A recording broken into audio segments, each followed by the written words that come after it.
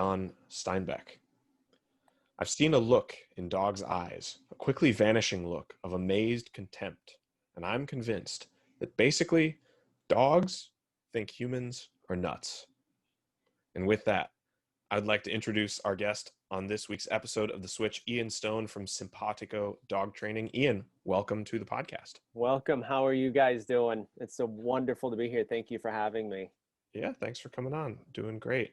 So I want to get into some dog training stuff, some dog psychology, maybe where it, intersects with human psychology. But before we get into all those awesome ideas, I want to hear a little bit about your story, your company, sort of where things came from, and talk about, the context of your experience. I typically like to frame this question like this. If you could divide your life into epochs, at the very least, where I was then and where I am now, you can do more if you want. How would you mark some of those transitional moments? How would you mark some of the mind change moments or influences or experiences in your life? And just walk us through from as early as you want. Wow. Well, man, that's a lot of epochs. We've got time. Are we talking like from birth till now, or are we talking strictly in terms of dog training, or? No, so you can start us at the beginning. A lot of people. Okay, how about this? I'll guide you through with a little bit more pointed questions. Yeah, absolutely. Where did you grow up? I grew up. I'm actually. I'm a West Coaster. Okay. I'm from Southern Oregon, which is all on fire right now. Yeah. Yeah. So born and raised in the Pacific Northwest. Went to high school there, went to college there, the whole 9 yards. Did you have dogs growing up? I did, actually. Okay. It really strange. Well, I think it's strange. I did. My earliest memories, I had a Norwegian elk hound, and then after the Norwegian elk hound, I had pretty much all chow chows, which, later in life as a dog trainer, everybody says, "Ooh, chow chows, ooh, chow chows," like they're, and that was always weird to me because I grew up with chow chows and I have nothing but amazing memories of them. They were, loving and easygoing and fun. And, so probably after the Norwegian elk hound, there was maybe 5 chow chows. And then there were 2 when I left home. And then, when they passed away, I came back to be with one of them, at the vet's office and stuff. So, yeah. But interestingly enough, that was kind of it for a long time. I didn't have dogs after that for a lot of years, all through college, my early, careers outside of dog training and stuff like that. And then getting a dog again in my life was kind of like, I guess that would be the beginning of one of those epochs. Okay. So timeline wise, when did you come back in? When did you get that dog? When did you come back into? That was 2007. That was when I moved out to New York. So, okay. Was that post-college? Yes, it was. So post-college, I graduated from Southern Oregon University with a master's degree in teaching.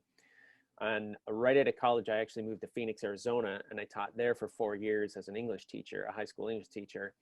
And then at the time, my wife really wanted to move out of the heat of Arizona, and she wanted a Victorian house. I did too. And Victorian houses are cheap and abundant in upstate New York. So we came to New York, got a nice house in New York, and then, what's missing from a house? A dog. So we really kind of had always liked English bulldogs. We contacted a really great breeder, got an English bulldog, which is my English bulldog Dexter. That was in 2007, and man, that changed my life. I was like, the heck did I go so long without a dog? This is crazy. Like, I love this. Yeah. And so, okay, so you were teaching for a while. You have a master's in teaching. Yep. Teaching for a long time. Is that what you had sort of thought that you were going to do with your life? Yeah, really, honestly, that was kind of just I mean, I was just going to be a teacher. I did teaching, and then my other gig was um, I had done art school too, and I was freelance illustrator and graphic designer on the side. I mean, just teaching was my main gig, and then I did that kind of on the side. And yeah, it was going to be those two things pretty much as far as I knew forever. Yeah. Yeah. And I see the guitars behind you, or I assume that you're a musician, not just an admirer of the look of guitars. Yeah, yeah, that was, I guess, that was another side hustle. When I lived in Arizona, I was in a band and we got signed to an indie label. We had a CD out. I mean, it was a lot of fun. Yeah. So I still dabble in music on the side. Yeah. Alex and I have both done the band thing to varying degrees. We're both musicians as well. Awesome. So yeah, totally understand that life. So what was it that made the switch from teaching to full-time like dog training? Yeah. So by the time, so in rapid succession, we got Dexter, and then we got involved with the Northeastern Boston Terrier Rescue. So then we fostered a Boston Terrier that we ended up keeping. We were foster fails. And then got another Boston Terrier. And so we had 3 dogs at the time, in addition to kind of a rotating cast of fosters that were coming in. And it was really cool. Like, I was all into the dog life. The big change came when my then wife actually left me and my daughter and went back to Oregon for an old boyfriend and started this really, as you might imagine, bitter and savage divorce. And it was hard. My mental health just went in the toilet. Like, I wasn't sleeping. I was hallucinating at work. I lost like 15 pounds in like 3 weeks, which is bananas. And it just got to a point where like my professional life at school was just garbage. I mean, kind of, they pulled me in the office and they're like, maybe this isn't right for you. And I'm like, maybe you're right. Mm. So it was like a mutual decision. And then, of course, I had to pay some bills. So I started just applying for jobs wherever I could. And one of the first places that called me was PetSmart. And I'm interviewing, and they're like, you have a teaching degree? Like, we need a dog trainer. What do you think of that? And I'm like, well, that sounds pretty cool. And that was that. I got hired. They sent me to their academy and came back, and I did that at that PetSmart for 6 years. I did that for 6 years, and then kind of got where I grew beyond the corporate thing. I'd gotten a bunch of certifications. My skills as a trainer had outgrown what they would allow me to do there. And so I felt like, you know what, it's time to move on. I built up a pretty good reputation in the community. So I felt reasonably certain that I could carry a business. And so I tendered my resignation, and the day after my last day, launched my website, and I haven't looked back since, man. It's been 5 years since then. Nice. Yeah. What do you feel like was the biggest thing that your mind changed about in terms of dogs or dog training when you started more formally, working with dogs, with the PetSmart job and going to their academy? Like, what was the biggest mind change for you? Um, it's a really good question. I think it was just, I think it was interacting with dogs on a much deeper level than just, as a pet owner. I mean, I felt like, looking back, as a pet owner before I was a dog trainer, I can think of a lot of boneheaded things I did, that I'd be like, oh my gosh, I wish I could go back and say, I'm really sorry, that was dumb. Mm.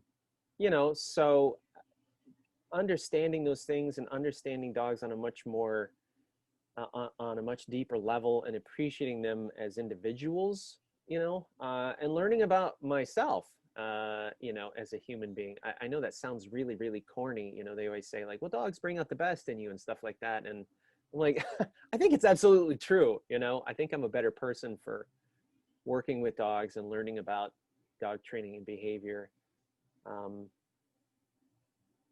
And yeah, I think it's just, and I get to be a teacher too. Mhm. And I definitely like dogs better than teenagers.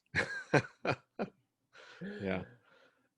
I mean, way to jump ahead to one of my later questions, that learning about yourself from dog training. What are the kinds of things that you learn about yourself by teaching other animals? And like, what was some of that stuff?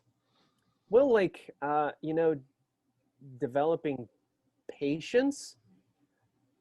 I think I feel, at least that my background as a teacher has really helped me. How do I want to say this? Like,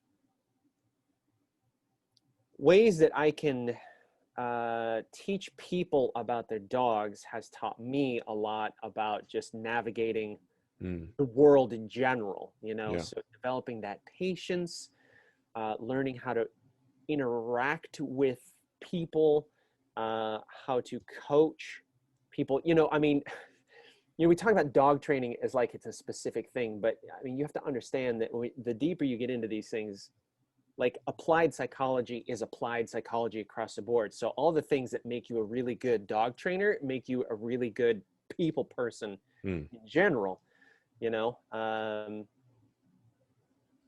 So I feel like just interpersonal skills, you know, methodology, just kind of approaching things from almost like a process engineer standpoint.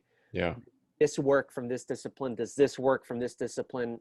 Okay, can we assemble those into something new and interesting that works in this particular context? Um, so I think the aptitudes have always been there, but just obviously, honing skills and applying those as not just a trainer, but a human being. I feel really corny when I say these things out No, I, loud. I think you're right. So, I mean, in my experience anyway, and so I just got a dog for the first time in my life a couple of weeks ago. I'll have my wife bring the dog in maybe a little later, but we also just started working with preschool age kids in the last couple of months, and that's my first time doing anything like that. And I gotta say, it's a very similar experience in terms of like just the almost the training aspect of how do you get a kid to understand a routine, how do you get a kid to respond the right way to things. It's very similar, and we'll talk about some of the mechanics of dog training as well. It's a very similar experience for me to go home, and well, sometimes at work, because we get to bring our dog to work. It's amazing.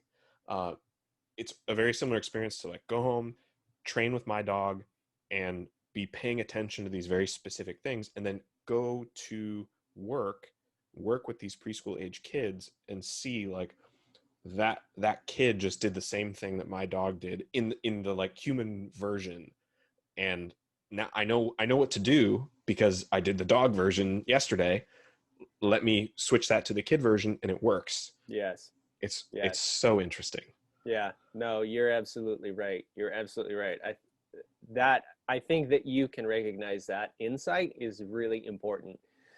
Um, People always say like, well, a dog's not a human, you can't treat him like a person, and I always say like I said, applied psychology is applied psychology. Mm. I think if I ever went back to the teaching profession, I thought I was a pretty good teacher, but I think if I ever went back to it, I would be way more effective as a teacher because of what I've learned from dog training. Exactly like you just said. Absolutely. Yeah. And so with the start of your company, did you start the YouTube channel at the same time, or was that sort of a later thing? It was pretty close. I mean, the company officially launched in November of 15. And so the YouTube, I think I had the first video up by January or February, I think. Okay. That's Pretty quick. yeah, that's definitely quick. What do you feel like you've learned about being a YouTube creator, and sort of that part of your business and projects? Well, I definitely see the value of it. Um, I mean, I don't think you can really undervalue if you want to be successful in the 21st century. I think you can do it without those things, but using and leveraging some aspect of social media as kind of some pillar content um, is how you really gain success. And the cool thing about it is in the 21st century, you know, it's leveled the playing field because anybody with a smartphone has access to the same tools anybody else does. You know, it's not like the elite club anymore. I mean, you're the 13-year-old kids or younger that are millionaires now because of social media. So um, I think understanding that and leveraging that has really allowed me to get my message out to more people than I could, you know, 10, 15 years ago. Do you primarily see the YouTube channel as like getting your message out, or is it more of a marketing funneling tool? Like how do you see the YouTube channel in relation to the rest of your business? It's a really interesting question, Chase, because I really see those two things as inextricably linked, right? So I've had kind of an aversion to some of the marketing aspect because I really believe in what I do. I believe in my art. I believe in my message, and I want to serve and do good things with it. I want to add to the available store of goodness in the universe. Yeah. But, you know, I also understand that the marketing portion of it is absolutely necessary in order for that to happen, right? So I can't just sit in a vacuum chamber and hope that the goodness just radiates from there. So I see it as both of those things. I feel like that's a platform where I can reach literally millions of people and try to add something positive to dog training, no pun intended. But then I can also use that as a marketing platform that will allow me to do dog training more. You know, that's important. I want it to be a career. I want it to be a lifestyle. I have bills to pay. So, you know, it definitely does all of those things for sure. Could you give just like a little pitch of your YouTube channel for anybody who in the audience who hasn't heard of it? Yeah, sure. So, you know, my dog training school's name is Simpawtico Dog Training. It's like the Spanish word simpatico, just with the word paw in the middle. And so I I don't make videos as quickly as some content creators do, but I feel like that the videos I make are, you know, pretty high density stuff. So we do, you know, training videos where I talk about certain concepts. I try to show people how to do maybe kind of oblique strategies and things they maybe haven't seen before. I think there's a lot of people that, you know, how to teach your dog to, you know, how to potty train your dog or walk politely on a leash or, you know, roll over and play dead. You know, everybody's doing those kinds of things. So I try to do things that are a little bit different. You know, hey, what should you do when you bring a new dog home? You know, like, hey, your dog is kind of fearful. Here's how you should approach those kinds of things. A few product reviews for things that I really believe in. And so we've got about 70 videos coming up on 300,000 subscribers. And it's a cool thing, I think. And I get to interact with people. I try to really spend time answering comments and questions reasonably. And Yeah. One of the things that I've noticed about your YouTube channel that I think is common to many successful YouTube channels that have this sort of interlinked YouTube business thing going on, I think is best described. Uh, Let me back up. A couple of months ago, we interviewed a guy named Sean Croxton. I don't know if you've heard of him, but he does a podcast called Quote of the Day. And on mm-hmm. his podcast, it's like a super high rated motivational podcast. But on his podcast, he put out this quote of someone telling a story called the Happy Meal Mistake. And essentially, she was giving this talk at a business conference telling this story about essentially an analogy for business where many people think of doing business like this. They're giving out like the teaser version of what you get behind the paywall, and they wonder why they're failing. And so in order to illustrate this, she gives this analogy of like, imagine you're going on a first date. You know, you dress up really nice. You're in New York City, right? You walk to the girl's apartment. You're like in a suit and tie. You know, you brought her flowers and everything, and you know, you guys go on your date and you go to McDonald's. Well, it's just a first date, right? Like you gotta commit to get the steak dinner. Well, of course not, Right. right? Nobody's gonna do that. Right. And yet in business, it's so common for people to like give, oh, here's the teaser thing, but just trust me, behind this paywall, Right. it's there, right? The steak dinner is there, but let me give you the happy meal because you're not paying. And one of the things that you are doing, you're giving this like depth of content that locks people's attention in such a positive way. They can tell you are genuinely conveying a message that you care about, that they care about by virtue of being there and trying to understand how to treat their dog better. And like as a marketing strategy, I mean, I'm just commending you on that. Somewhere Well, there's a thank you. question I in there. appreciate that. Thank you. I really appreciate that. That means a lot to me. Honestly, it does. Because yeah, that's exactly what I'm trying to do. Yeah. Book, when I very first started, I got to look and see what the,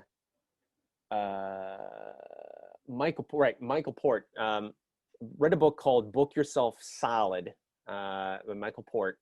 And when I was, you know, getting ready to leave PetSmart, and I'm like, okay, I got to start my own thing. This has got to be successful because, you know, it's kind of scary.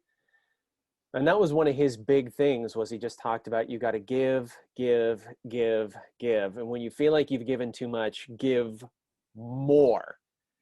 Because, you know, if you really believe in your message and you really believe that people need to hear it, it's exactly like you said, Chase. You can't lock the best stuff behind the paywall. You know, you've got to live, you got to walk the walk. Because there's plenty more where that came from, you know? Yeah. Yeah, I definitely agree with that. Absolutely, like as you said. Yeah. Awesome. Okay, good to hear. I want to move into some dog training stuff. Yeah. First off, give me maybe an overview of the space of dog training. In my mind, it seems like there are a couple of prevailing ideas from professionals in the dog training world. Mm-hmm. You know, you have things like, should you train with treats versus without treats? Mm-hmm. Should you train like positive, positive encouragement only, or should you have the mix of positive and negative? What do you see as sort of the prevailing methodologies, and where do you fall within that space? Yeah. I can definitely tell you what the ideologies are. Where I fall in that space is much harder for me to pin down, which I don't mean that to sound like I'm avoiding the question, but I'll kind of tell you what I mean here. So Sure. I really look at the landscape of dog training. It's almost like Catholics and Protestants, you know, they're all reading the same book. They're all working on the same team, but they can't agree on the damn thing. Yeah. You know, so on the one hand, you have like the quote unquote positive reinforcement people, for lack of a better phrase. So those are all, you know, mostly food trainers, all about positive reinforcement, you know, praise, play, you know, treats, all that kind of stuff. And then on the other end of the spectrum, you have the label balanced trainers. And balanced trainers, you know, their idea is that, okay, so the seesaw is too heavy on one side. Let's balance it out so that we have both, you know, pain and pleasure. It's both praise and punishment. You know, we correct dogs if they're not doing what they're supposed to do, even though we may praise dogs. Those are probably the two biggest players, as your positive reinforcement people and your balance trainers on the landscape. Now, between those two camps, there's a tremendous radical middle ground and tons of splinter groups. So, your positive people have your purely positive that never ever say a cross word to a dog. The force-free people, usually there's some crossover there. And then your balanced people, you've got everything from, guys that are still hanging dogs up off the ground to, some really super professional balance trainers that yeah, I use a prong collar as a finishing tool. We use it for 2 weeks and then it's all done, There's a lot of really wonderful trainers in both camps and everywhere in between. And there's a lot of trainers I don't think should be anywhere near a dog on both camps and everywhere in between, so it's very difficult to navigate. Yeah. As far as where I fall in that, I'm kind of slipping and sliding all over the place. I really feel that, you get this kind of question where well, which one are you? Are you a Catholic or are you Protestant? And I'm like, really, honestly, those are marketing terms and they don't really convey a whole lot other than just to pigeonhole a trainer in one of these two things. Because as soon as you identify as one, then the other camp is going to start shooting arrows at you. And I don't really like to do that, So I'm like, am I a positive reinforcement trainer? Sure. Are there things that balance training does that I agree with and use? Sure. Are there, things in between that I think are great? Yeah, absolutely. So it's hard for me to pigeonhole. I've been called purely positive and force-free by some of the balance trainers that hate me. And I'm like, I've never said I'm purely positive or force-free. So I don't know. Yeah. I like to say I'm mostly positive reinforcement. I understand how operant conditioning works. I understand how classical conditioning works. I understand how, applied behavior works. Science-based, but science-based is even another one of those marketing terms. They're like, well, I'm a science-based trainer. Like, well, what does that mean? I mean, do you read peer-reviewed stuff or do you just do the things that Pinterest says are science-based, Right. Yeah. It's hard. I think moving forward, and maybe we should have done this earlier, I want to define a couple of terms real quick that come from the conditioning world. Yeah. And it's possible to slip from these specific definitions just because in common parlance, it's so easy to talk about something and use the words that come to mind. But in the conditioning world, for anybody who's not familiar, positive and negative don't convey reinforcement and punishment. Positive means you're giving something. Negative means you're taking it away. Right. And reinforcement means you are trying to encourage more of a behavior. And punishment means you're trying to discourage some sort of behavior. So you can have something like positive reinforcement, which I think everyone is familiar with. That's where, the dog does something that you want, you give to the dog something that they want, whether it's praise or treats or whatever. You can also have something like positive punishment, which would be something like the classic, rolled up newspaper swat on the nose, right? That is a positive punishment because the dog did something wrong and you are adding, that's the positive side. You are adding something that they don't want. Negative reinforcement would be something like, I think something like a prong collar where essentially you've got something uncomfortable. Maybe a prong collar is not the perfect example of this. You've got something uncomfortable that is going on. And then when the dog does something correct, you take away the discomfort, right? You take away, by taking something away, you've given the dog something that they want. And then negative punishment is where the dog does something wrong and you take away something they like. Right. So, negative punishment could be something like you're playing with the dog and they do something wrong, so you stop playing with them. Right. That's the negative punishment. Right. So hopefully those terms make some sense. It's totally possible that in just speaking freely, we'll slip and use the wrong term, but we'll Well, We'll it do as happens a much course lot. correction as we need. It happens a lot. You see like on forums and stuff like that, I mean, really common you hear, like, well, I tried that positive reinforcement thing. I think it's time to use a little negative reinforcement, and Hmm. all the trainers in the room are like, I think what you mean is positive punishment, Right. Yeah. and then of course somebody pipes up, like, I don't think there's anything positive about it. And we're like, no. You don't understand. Yeah. Yeah. Yeah. And I think it's worth just talking about that just because there is that mix up. You're right. Yes, Yeah. absolutely. Yeah. Now, I think it's so real quick, just to dovetail real quick, you use the example of a prong collar. Now, prong collar can be used for both positive punishment and negative reinforcement, depending on the way it's handled. So if a trainer were to give a quick pop correction, that would technically be a positive punishment. Yep. If there was sustained pressure on it in order to get a dog to stop, like pulling or something like that, and then that pressure ceased as soon as the dog stopped that behavior, then you would have your negative reinforcement there. So, Yeah. a lot of these things slip and slide back and forth between all four of the quadrants of operant conditioning very quickly. The other thing I would like to mention is, those four quadrants are spoken of very, very technically and diligently in training, but you got to understand that that stuff is the matrix code behind the universe. It's happening all the time in the environment, whether you realize it or not, and whether you like it or not. I mean, every time that you step out in the rain and you're like, oh, this sucks, I'm going to go back inside, that was positive punishment from the environment, or if you go to the kitchen and you're like, oh, I shouldn't have these Chips Ahoy, and then you eat the Chips Ahoy and you feel better about it, that's positive reinforcement for maybe a behavior that Yeah. is not healthy. That's just how the universe operates for all organisms. That's an awesome way to put that. The matrix code behind the universe. Good. Yeah. Yeah.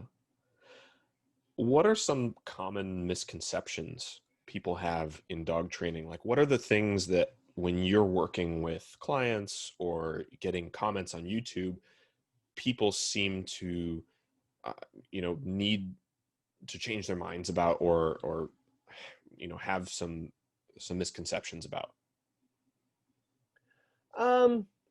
Yeah. So some of the man, there's a there's a lot. It's like the FAQ. Yeah. So real quick, I would say there's a big misunderstanding about. We just talked about operant conditioning, which is your four quadrants: your positive reinforcement, positive punishment, negative reinforcement, negative punishment. And then there's your classical or your Pavlovian conditioning, which is totally associative, right? That's the stuff that's unconscious, you don't think about. That's like Pavlov's dogs and the bell, right? That's Mm-hmm. where we discovered that kind of thing, which is also happening all the time, whether you want it to. And it's also happening all the same time with operant conditioning.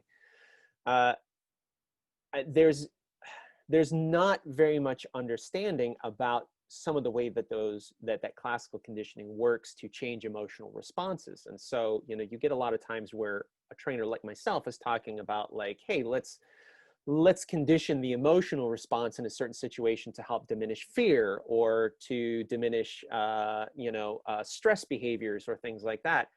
And then you get a lot of people coming in like, well, you're rewarding bad behavior. Like, okay, technically a little bit, yes, to some extent, but the timing's all over the place. The consistency's all over the place. Like, it's sloppy training. Like, if that's what you were trying to do, much stronger things are happening over here. And that's what we're focusing on. Like, if you get too hung up on every single tiny little barb in the equation, like, you'll never make any forward progress. So sometimes you just have to pick a job and plow through and get that job done. And then some of the smaller things work themselves out anyway, and I can get some examples of that if you want. Some of the other things that you see misconceptions are about dominance. We call that the D word. I call it the D word. I think that it's really misunderstood by the general public and very liberally misapplied to a lot of behaviors. I mean, everything from puppy biting to leash grabbing to, barking or, reactivity. I mean, all these things, are usually attributed to dominance. And so dominance kind of gets scaled up way bigger than it really is. The dominance is a thing. It's just, I think the vast majority of the time that people are dropping the D word, like it's really not dominance at all. Well, actually, can we Yeah, stick on that sure. one for a second? So that's one where I've heard a Hmm. lot about that, and I've never. I think at one point somebody essentially just said, "Don't worry about your dog and dominance," and like basically just don't Yeah. pay attention to it. And so from that point on, anytime I saw that in a discussion when I was trying to figure out dog training stuff, I was like, all Yep. right, whatever, forget it. But what is the conception that most people have of dog dominance hierarchies and how you fit into Well, that? so the concept that most, I think, most dog owners have is that dominance is about ranking, right? That it's about like, especially when you start using the word hierarchy, that it's about a pecking order, so to speak. Hmm. Like it's a military rank. Like I'm at the top, you're next, and then this stuff. Well, you're way at the bottom, and then that drive and that desire to create this ranking and this hierarchy starts to bleed over into other behaviors where it affects, dogs are trying to dominate their humans, or trying to dominate, the cat, or trying to dominate, other dogs in the house and things like that. And as you said, Chase, that's just really not the case in almost every situation you can think of. Dominance is a thing. It does factor into it. It's just, it's the salt in the stew. It's not the stew. Hmm. That's another good analogy. So I mean, one of the ways that I think of it somewhat, so I've heard this as an analogy between dog psychology and human psychology before, and this is another aspect that I think rings true when I talk about my experience with preschool age kids and my experience, with dogs and learning about dog training. That there's an optimal ratio between how much you are competitive with your dog versus letting them Mm-hmm. win. So, for example, if you're playing some sort of chase game where you are physically always capable of, say, keeping something away from them, there is a natural ratio that dogs can tune into it with some fudge room where they will get the most beneficial experience out of it. And if you watch dogs and other animals play naturally, you'll start to see that ratio emerge of a big dog who could very clearly physically dominate a smaller dog will let the smaller dog win a certain amount of times. Otherwise, the smaller dog's not interested in playing Right. anymore. Exactly. Right. Exactly. And first of all, it's the same with kids. Yeah. But yeah, so is that, so you're saying, yeah, exactly right. Yeah. Like, Right. So, I mean, to use kids, like an analogy of kids, right? This is why grandpas let their grandkids win at checkers. Because if grandpa just smears that kid every single time, the kid's not going to want to play, yeah, So, little Tommy makes a move and grandpa goes like, oh my gosh, that was a good one. I don't know what I'm going to do, and then the kid's invested in playing the next time, even though you and I both know that yeah, grandpa could wipe the board with him. yeah. It's Here's a great example in dog training: tug, right? So when we play tug with dogs, you know, yeah, sometimes you let the dog win. So if a dog is really into it and they're vigorous and they're doing the whole growl and shaking their head, so, sometimes they'll give me a good shake, and I'll go along with it. I'll be like, oh my God, what? You're so strong. Woo! Wow, man. Because I want them to think that they have an effect on me. It makes it more fun for them. Yeah. And then part of the training is for a tug is, if I let you have the toy, I want you to bring it back to me. Yeah. And if the dog brings it back to me, I know that they're invested in interacting with me. you know, uh, so yeah, I mean, to your point, those are exactly those are important pieces, especially during play. Yeah. Yeah, Yeah. absolutely. I My specific experience with the kids is noticing that whenever we're running around outside and racing, there are certain kids who you got to let them win at certain ratios, and it's slightly different for each kid, but it's not that different. Uh, Yeah. where if you stop doing that, like they're not interested in racing anymore. They're Right. they're not. They're done. Right. They're like, Why would man, I do this? Yeah. I'm yeah, just going to lose. This isn't any fun. Yeah. yeah, Exactly. So, I mean, with strictly speaking about dominance, I mean, I think it's important for, uh, your listeners, our listeners, to understand, let's define it in a way that makes sense. And so dominance, strictly speaking, it's about uh, the distribution of resources, resolving the distribution of resources in a non-violent way. And that's very important to understand. So if you look at dominance in the wild, it's a look, or it's a body posture, or it's maybe, the stink eye or a lip curl, So let's say a wild animal has a kill and one of the other ones comes sauntering up. Well, I'll take a piece of that. I'll take some of that. And the other one goes like, no, you're not. And then if it's been established in that group, then the second one goes like, all right, all right, all right.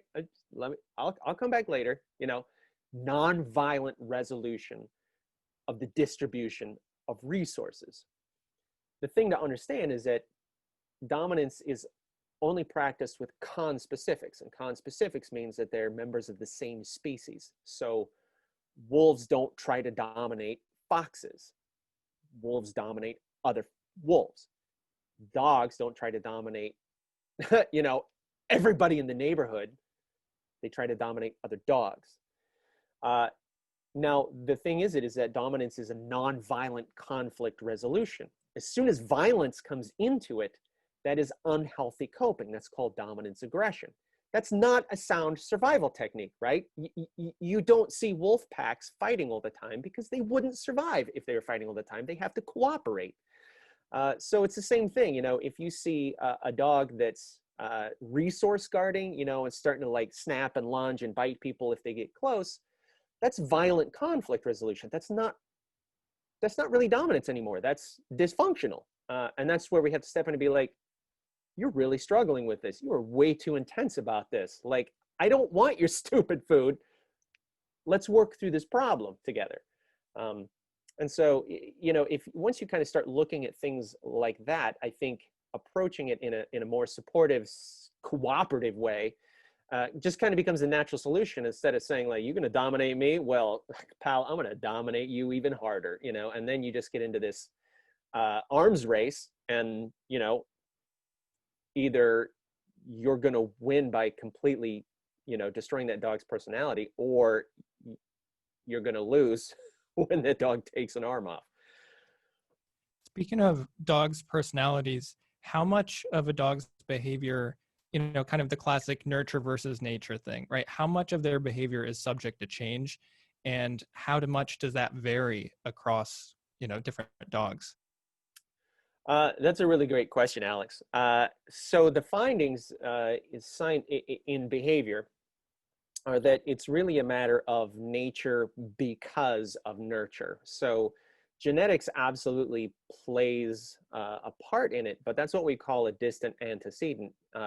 Genetics are not an absolute. Certain genes are switched on and off depending on input from the environment. So nature and nurture are hand in hand. They're both very important things. Now, genetics stacks the deck. If you have a dog that comes in with really poor genetics, that means that the nurturing becomes even more imperative and or more difficult. And the opposite is true. If you have a dog with very strong, stable genetics, that makes the nurturing component much, much easier. And you see this all the time in dog training. There's, as a trainer, I'm like, hey guys, listen, you get a new dog, you got to do A, B, and C. And then somebody pipes up like, listen, my last dog, I didn't do any of that crap, and he was the most amazing dog on the planet. I'm like, you won the genetics lottery. That is not the norm. So play the numbers game. It doesn't hurt anything to do the good stuff anyway. How much would you say there, this might be kind of a tricky question because I don't know we have the answer to any of the questions that would come before it, but is there a higher percentage of dogs' behavior that can be modified versus a human's? Right? Because when I think of people, we seem to really value a lot of diverse type of traits, right? But when we're interacting with dogs, it seems like there is at least a very core group of, traits, whether it's responding to commands, especially in the way that we interact with them. Would you say that there's, I guess my question is there a higher percentage of the dog's behavior that can be trained than it can with the humans? Or do we just have more control over their environment and situation than we are able to with humans? Honestly, the latter, what you said there, that we have more direct control over their environment, and dogs are less, I mean, dogs have emotions, but they're less emotionally invested in some of those things than humans are. I mean, humans, we are dumb emotional animals. I mean, we hang on to things, and we have, we hold grudges, and we, have tempers and hurt feelings and stuff. And dogs have some of that to some extent, but they live so much more in that vertical dimension of time. There's so much more in the moment. It's much easier, as you said, to kind of turn a lot of that stuff around than it is with a human. Yeah, that makes sense. You mentioned before good, stable genetics. What is the difference that you see between dogs with a kind of early onset of their personality or traits, and how early do you start to see that? You can start seeing some of that stuff pretty early. I probably the most obvious example of that is in your German Shepherds. So German Shepherds, I mean, have this amazing reputation throughout history. I mean, they participated in both the world wars. There's pictures of them, and accounts of them in the earliest days doing, all sorts of amazing things. So police dogs, military dogs, they're great. However, you really see this divergence in the 21st century, where you have these amazing European lines where these dogs, I mean, just come with all the pre-installed software. They're ready to rock. They're, if you give them the correct training, they're confident, they're stable, they're precise, they're constant, they're intense. I mean, they're everything that, when you think of a German Shepherd, you would want. But because of their popularity, now you have this sudden influx of people that want pet German Shepherds. And so now you're getting all these splinter, specifically American lines. And because the breeding now is getting diluted and there's not as much care paid to it, now you're starting to see all of these really twitchy, neurotic German Shepherds that are very prone to reactivity, to aggression, to anxiety, to distress. And then along with the selection pressure that's placed on their genetics with the kind of sloppy breeding, now you're also seeing hip dysplasia, arthritis, other kinds of internal problems and things like that, just because of that split in the genetics, So it makes for a very tough situation for owners and trainers alike. But I think that, that kind of speaks to what you were asking about, where you start to see that, like in German Shepherd puppies, you start to see it real early. If they're going to have hip problems, they've got that really weird crouchy back end, as early as 16, 18 weeks. When you really start to see a puppy's socialization crystallize in that, 12 to 16 week kind of golden age right there, a lot of those German Shepherds, you start to see things, or I do, a good trainer with a good eye start to go, you better keep an eye on that and be really proactive with that stuff, because it'll metastasize into something bad if you are not on top of it. And that's a lot of the problem, is that owners don't know what they're looking for, don't know how to recognize it, and they don't take it seriously enough to really stay on top of it. To kind of circle around to one of your other questions about, are some of these things easy to change? Some of those things are, if you have kind of junk breeding, you can still do a lot with good proactive training, especially from a puppy, to turn those things around and still have a wonderful companion dog. Absolutely. They just don't. And so there's your nature because of nurture, and you switch on the wrong kind of sequence of genes. And, now all of a sudden you've got a 3-year-old dog that has been rehomed 6 or 7 times, is in the shelter and rescue system, and, may eventually leave a shelter out the back door, if you catch my drift. And that sucks, man. That's really unfortunate. Yeah.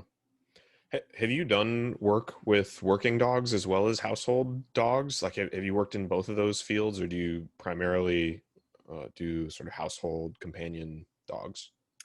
So not much. I have worked with some really world-class working dog trainers, and they've helped me develop my training system a lot. So a lot of the stuff that I use was actually developed by working dog trainers.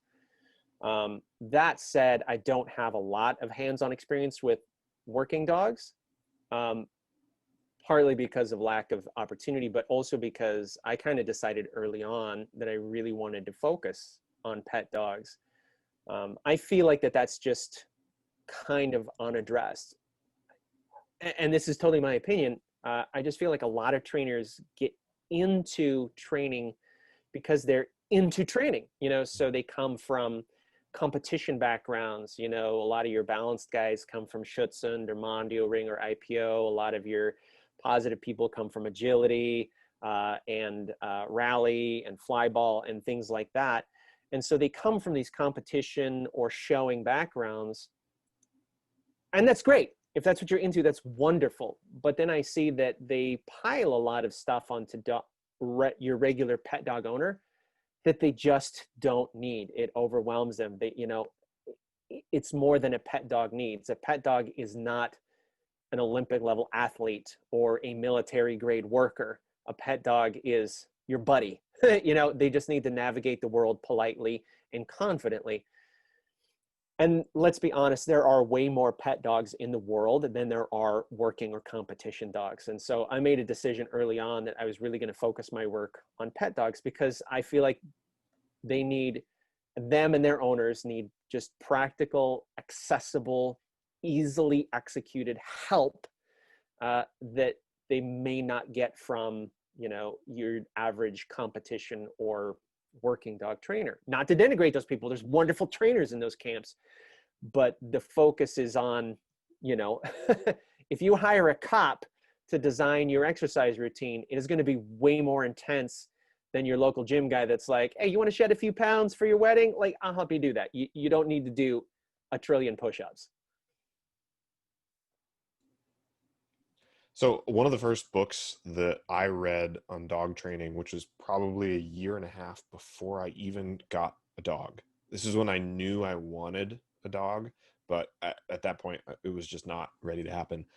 I read Mike Ritland's book, Team Dog. Are you familiar with Mike Ritland? Mm-hmm. I think his company is Tricos. Mm-hmm. So he was a Navy SEAL dog trainer, and he wrote this book, Team Dog, to sort of translate some of his experience with working dogs into, the household pet world, and just relay some of his things. Maybe you can speak to any of his style specifically, but my more general question is, what is the major difference from the training side in how you'd work with a dog from the household versus working, or like you even mentioned, sport and competition Mm-hmm. type dogs? Like, what do you do differently training wise? Is it just a matter of content? Like, instead of, training your dog to sit, you're training them to sniff out bombs? Or is there something specific that is like vastly different? Well, I think probably the biggest difference is just the level of precision that's necessary, and the inventory of things that a dog has to know, right? So if you're doing like Schutzhund competition, right, protection training, or you have a working dog that's working for police or for the military, behaviors have to have a high level of precision and reliability, right? So let's take healing, for example, right? Healing has to be pretty darn on point. You know, you get those focus heals or a contact heal in different contexts. The dog has to be able to deploy behaviors from that heal, you know, with a high level of speed, precision, and reliability. And that's true for whether you're just doing, you know, sport or, you know, the high level working stuff. Now, if you just want your buddy to go to the farmer's market with you, you know, are we teaching a dog to heal? Yes, we're teaching a dog to heal. Are we teaching a dog to be able to deploy different behaviors? Yes, we're teaching a dog to be able to deploy different behaviors. But the inventory of behaviors that that dog needs are way lower, and the level of precision doesn't need to be as high, right? So I can, you know, if you want your dog to heal with you at the farmer's market, we can absolutely do that. And it'll look nice and it'll be really mannerly. We don't need a contact heel or a focus heel. That's Olympic level competition stuff. And that takes a long time, a lot of training and dedicated focused work to do. And most owners, I mean, for crying out loud, they barely teach their dog anything more than sit and shake. They just are not going to put the time into a contact heel. So I'm like, listen, let's get your buddy to walk politely next to you and not pull.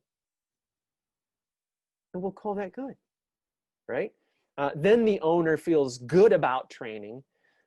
They feel good about their dog. They feel like that they can do this, that it's something they can be successful and doable, and they're excited about like learning more. And then they take their dog to do things with them.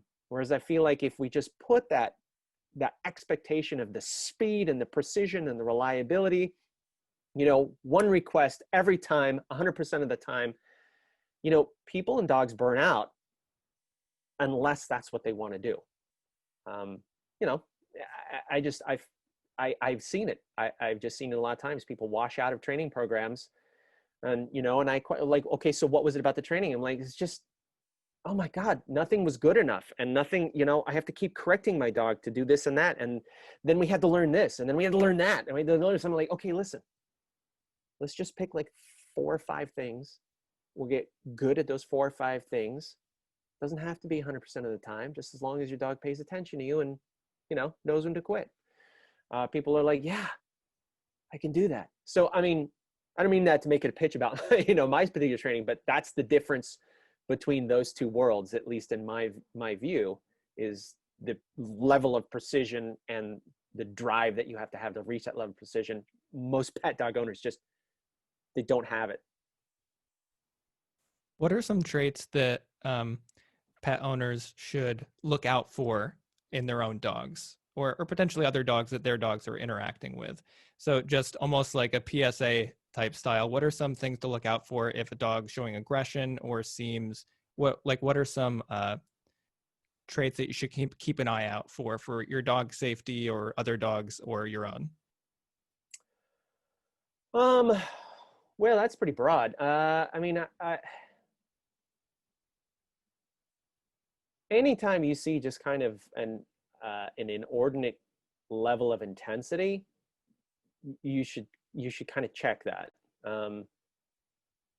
You know, if it's meeting another dog, we don't want, I like dogs to be interested in interacting with other dogs, and dogs should spend time with their own kind. We don't want dogs dysfunctionally obsessed with other dogs. You know, we get dogs that are way too doggy and then at the exclusion of all the people. You know, just kind of obsessiveness, things like that. You should look for, one thing that you should really look for as a pet dog owner are, the technical term is a stereotypy. But basically a stereotypy is just a repetitive, meaningless activity. So pacing, vocalizing, excessive digging, excessive chewing, especially if those things develop into inappropriate behaviors. Those are things that if you don't address those typically metastasize into pretty big behavior problems, and sometimes lifelong, because they'll actually start changing the chemistry of the brain. Mm. You see that in shelter dogs a lot. That's something that we really look for in the shelter, is stereotypies. If you see a dog that just starts pacing, and they're all rooted in natural behaviors. I mean,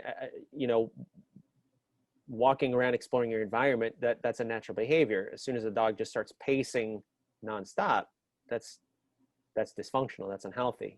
Chewing is absolutely natural in a dog. It's soothing. It's emotionally satisfying. As soon as it starts to become obsessive, something is off kilter in that dog's life. They're struggling with something. Vocalizing, you see that a lot, like excessive barking. Dogs that just, again, starts natural. Is a dog barking because they want something? Is a dog barking because they're alarming you about something? Is a dog, barking because they're playing? And then you get to where dogs just, it's like they're barking to fill air pockets in their brain, and it's nonstop. That's a dysfunctional behavior. Something is off. They're struggling. So those are things that, the sooner you catch those and you kind of raises an eyebrow, that's when you should start to loop in a professional. That makes a lot of sense.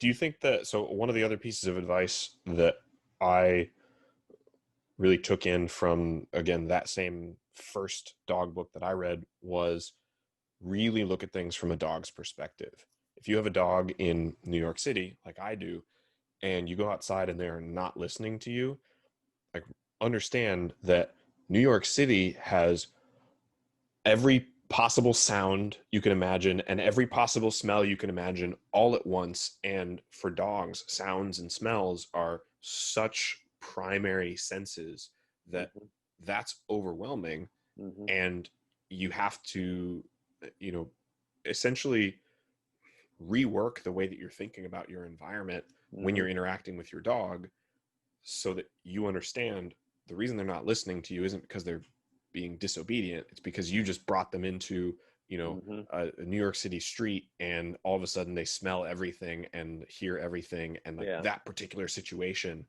they're not used to. Like, you have to work through things from a dog's perspective. Yeah. It's like trying to read poetry to somebody at a rock concert. Yeah. Yeah. Yeah. Yeah. I think, to kind of loop back around to one of both yours and Alex's earlier questions, that's another thing that I think a lot of dog owners really, really struggle with, is just that they don't manage a gradient of incoming stimuli, of distractions. They kind of go, okay, well, I taught my dog how to do this in the kitchen, and they went outside, he doesn't listen to me. Like, okay, well, here's your point A and here's your point B, and you have to chop that up into segments and attain proficiency in each segment. If you're struggling, you need more segments. That's actually a conversation I have almost verbatim like that, almost daily, with dog owners. In my experience, one of the things that I noticed with our dog was, for the first probably week and a half, 2 weeks, probably about 2 weeks, we were doing all of our training with her sitting down. And then I stood up and I was trying to show my wife, we really drilled this thing today. She's got it down. It's great. And I was trying to show it to her standing up, and the dog was like, I don't know what you want. Yeah. Yeah. And then I sat down and she did it perfectly. And I was like, of course. She was like, oh yeah, there we go. That's how we do it. Yeah. Yeah. So, okay. Yeah. And yeah. Generalizing is, that's a lot of what generalizing. Yeah. There's a, I don't know where this phrase came from, but I've always used it in my training. I don't know who first said it, but it's, if you train your dog in the kitchen, you get a great kitchen dog. Mm-hmm. Yeah. Yeah. Makes sense. Yeah. I have to run this analogy by you. So to give a little bit of context, this meetup, 52 Living Ideas, that our podcast is situated in, is a multi-topic meetup. It started in New York we used to meet every Saturday, and we would get anywhere from like 20 to 80, sometimes 100 people every Saturday to talk about ideas in psychology and philosophy, and all of these amazing things to get people together to talk about. And one of the books that we read was Daniel Kahneman's book, Thinking Fast and Slow. Are you familiar with that? Mm-mm. Okay, so Daniel Kahneman and Amos Tversky were these researchers that did a whole bunch of psychology research, and Kahneman wrote this book, Thinking Fast and Slow, which is essentially distilling a bunch of his work into talking about two systems for human cognition. You have your fast system, which is automatic. He calls that system one. And it's automatic, it's quick, it's not deliberative at all. It's essentially the system that makes up your habits and things that we call like muscle memory, things like that. Mm-hmm. And then system two is slow and deliberate. It takes a lot of effort. So thinking fast would be the part of your brain that processes something like 2 plus 2. Right? Mm-hmm. Everybody immediately in their minds just went, oh, 4. Like, you didn't process that. It's just part of your natural reaction to 2 plus 2 now, and it can be trained. But thinking slow would be something like multiply 236 times 47. Well, now you've got to either write it out, or you can line it up in your head and your process, and that's the slow deliberative system 2 part. Right. And we were coming up with a couple of analogies, and Shrikant, who you met at the beginning, Mm-hmm. said, well, it's like a child and an adult. And the child is like system 1. They're, just sort of feeling the world, very automatic. And the adult is deliberative.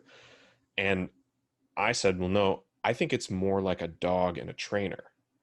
A dog is almost pure instinct and conditioning, right? It's all automatic and responses to the environment and cues.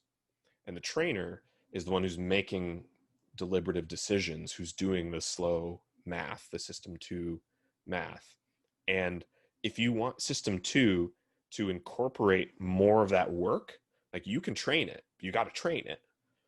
You can't just ask it. You have to condition it and, set up that, cue routine response or cue routine reward loop. And you can offload a lot to system 1, but not everything. Some things are always going to be system 2 tasks. Mm-hmm. Does that analogy ring true with you? Do you think I'm on the right track there? Absolutely. Okay. Absolutely. Yeah. And I can definitely, I haven't called it that, but I feel like I've described it in about as many words to anybody who listened to my sciencey shtick. I definitely feel like a good amount of training is moving dogs through those levels, like that. Yeah. Because like you said, they're just like, why do I have to think about this? Like, why does it matter? Yeah. And then you show them like, hey, it's in your best interest. But this way, really great things happen. Life rewards, mm-hmm. all sorts of good stuff happens. And then, as we talked about, it's a matter of moving those things. I think you called it system 1, where mm-hmm. a lot of those things start to just happen as a matter of habit through repetition, and good conditioning. Yeah, it's a really cool analogy. I'm actually going to check out that book. That sounds really interesting. It's good. It's deceptively big. So, it's, I don't know. Some people, when they see the thick book, they're like, I don't know if I want that. But it's totally worth diving into some of the ideas. Like, you don't even have to read the whole book. What was it called? Thinking Fast and Slow by Daniel Kahneman. I can, I'll send you a link to it as well. Yeah, that'd be great. Thank you. That's really intriguing. I like that a lot. Yeah. So one of the other questions, one of the last questions on my list here before we move on is, can dogs be good judges of human character? You hear that, well, my dog, barks at dishonest people or whatever the trope is. How true do you think that is? Is that something, if it is true, is that something that dogs naturally pick up on? Like, what's what's going on when people talk about dogs as a judge of character? Um,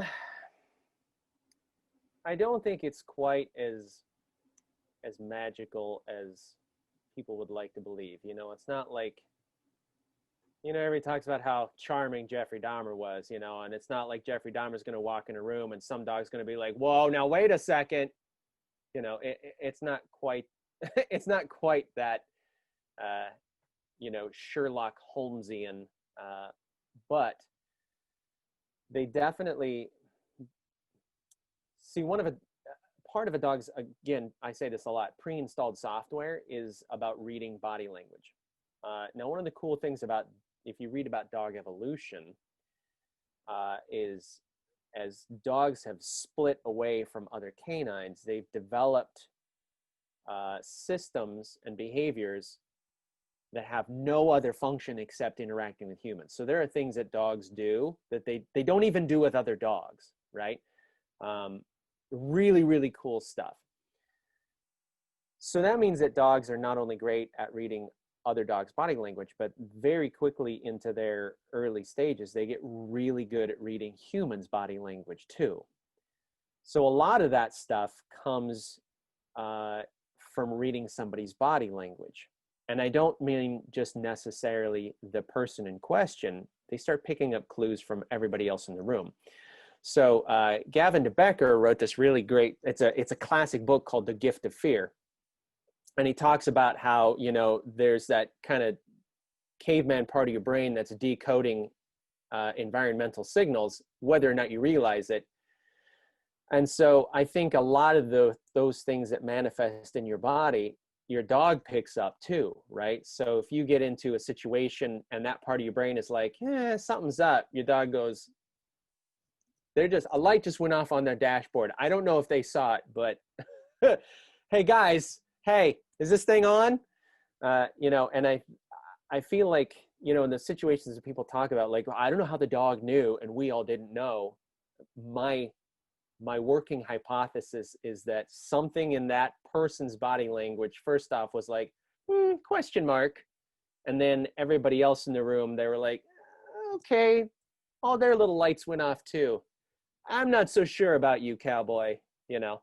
Now that depends on the dog too, you know.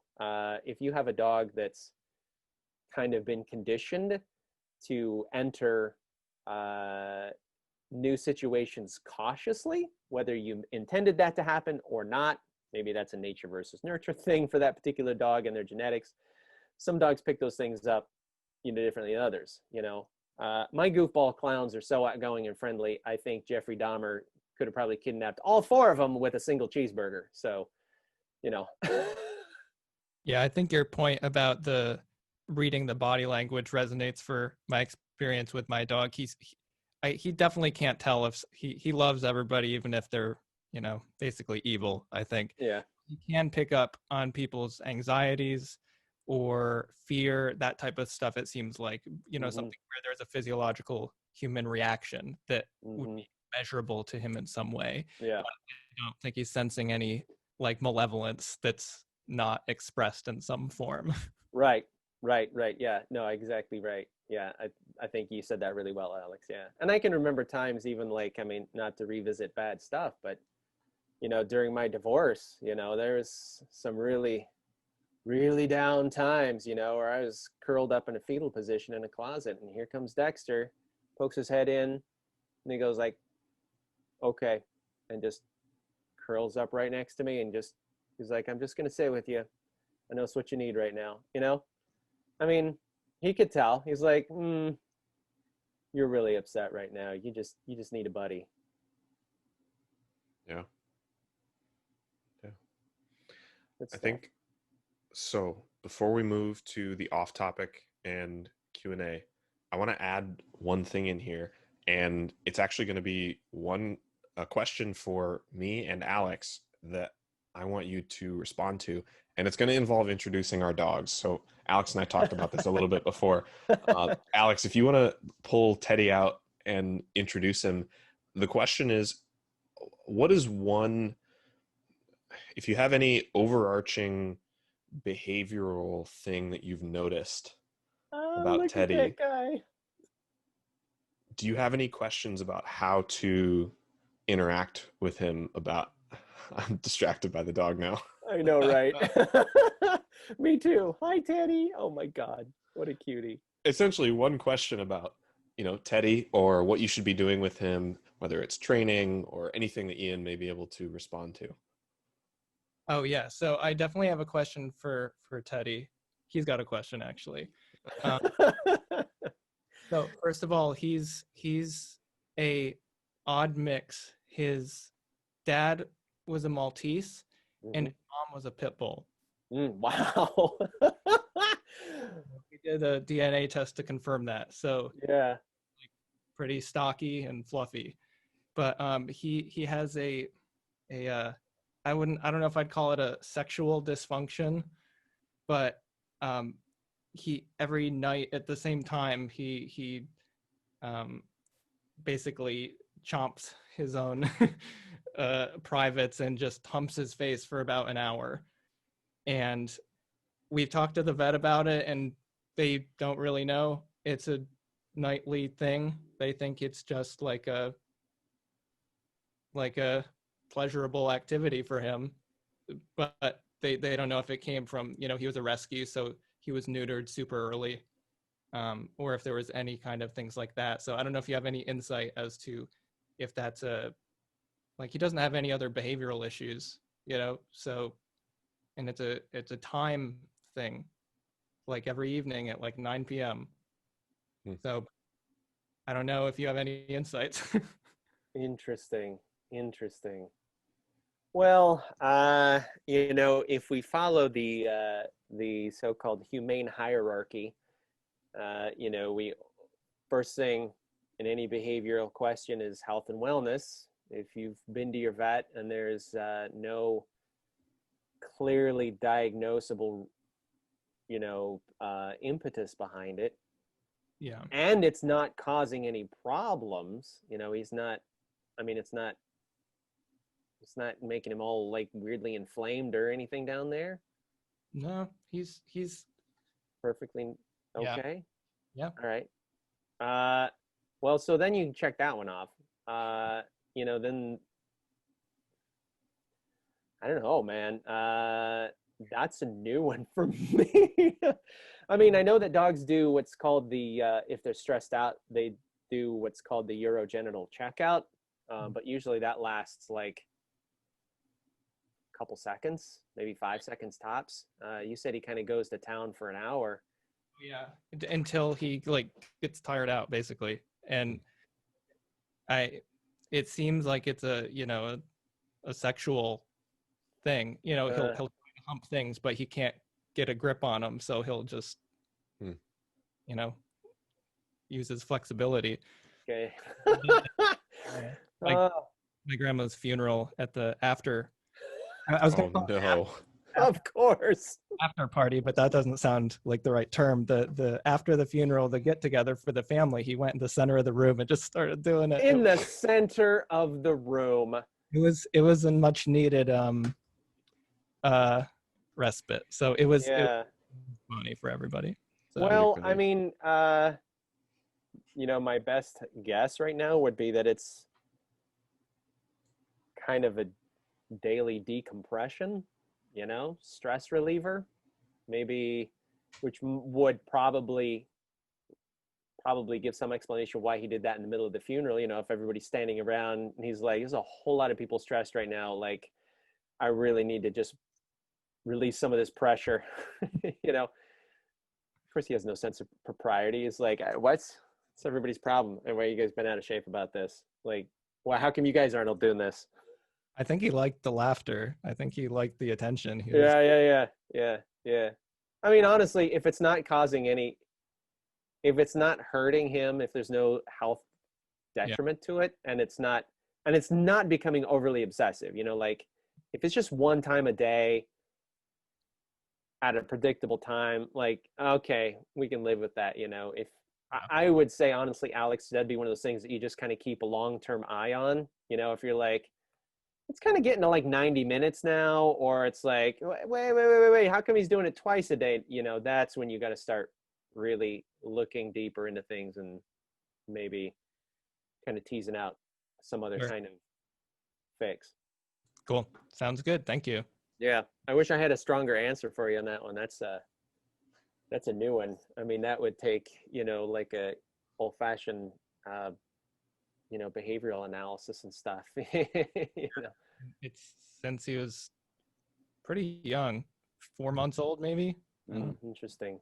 Interesting. Wow. You said he was neutered super young and was a rescue too.